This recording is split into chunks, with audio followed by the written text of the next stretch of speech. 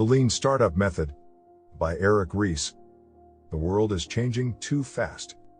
Information is spreading in an incredible way. People from all over the world can have access to this video, having access to the internet. For the same reason, the world of entrepreneurship is growing too much. Competition is getting more aggressive every day.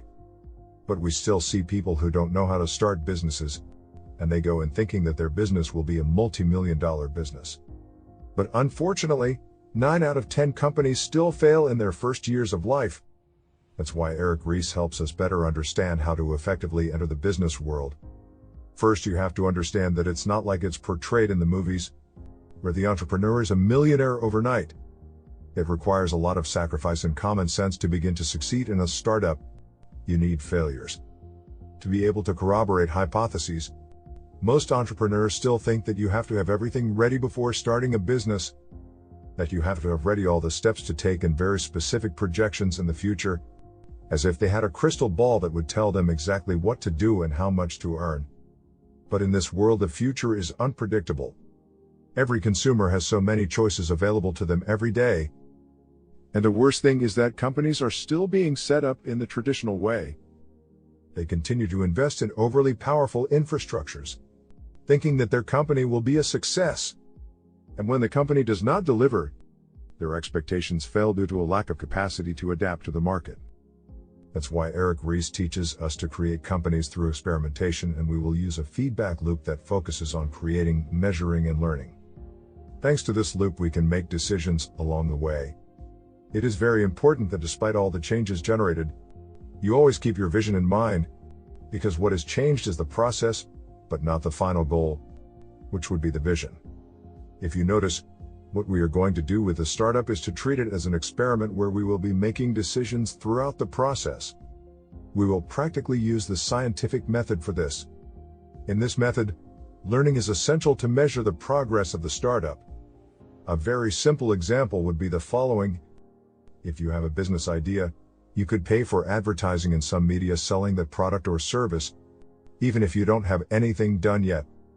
At the time of making some sales, you could ask a customer to give you feedback on what they would have liked to see. This simple process can give you more powerful and real data than anything else, and based on this experimentation, you can make better decisions, since it is empirical data from real customers. Once we have seen these steps, we can analyze the feedback loop, where we have create, measure, and learn. In create, we have a minimum viable product, continuous development, and a growth hypothesis, as well as the value hypothesis. In measuring, we have additional and accessible matrices, optimization, and small batches. And in learning, we have persevering or modifying, objective truth, self-experimentation, and courage.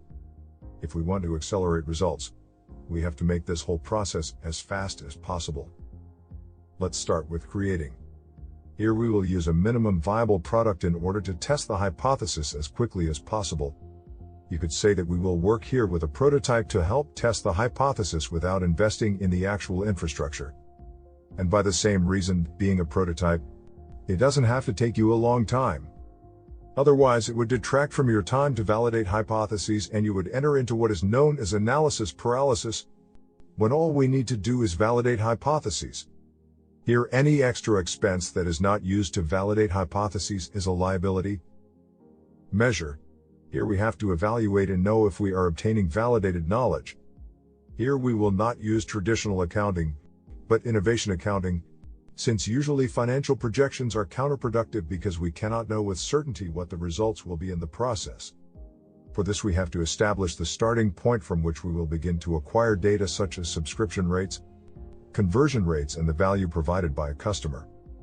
And thanks to these, evaluate the behavior of consumers. This is where we will improve different items in our growth model based on the data and demonstrate validated knowledge. For this, we also have to know how to differentiate the indicators, in this case the vanity ones and the actionable ones.